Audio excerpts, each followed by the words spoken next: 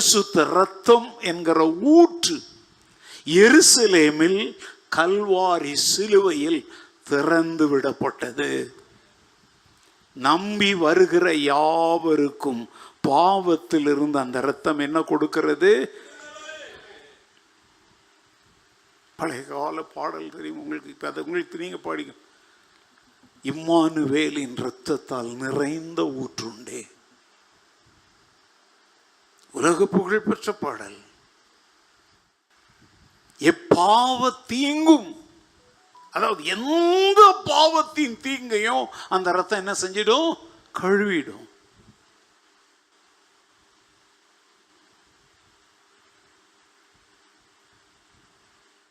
கல்வாரி சிலுவையில அந்த இரத்தத்தின் ஊற்று சிலுவையிலே திறந்து விடப்பட்டது. அல்லேலூயா. அது பரிசுத்தமான இரத்தம். அதனால தான்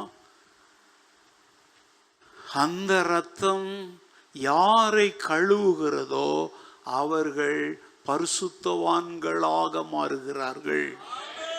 இயேசு கிறிஸ்துவின் இரத்தம் சகல பாவங்களை நீக்கி நம்ம என்ன ஆக்கும்? சுத்திகரிக்கும். சாங்டிஃபிகேஷன், சுத்திகரிப்பை உண்டாக்குகிற இரத்தம்.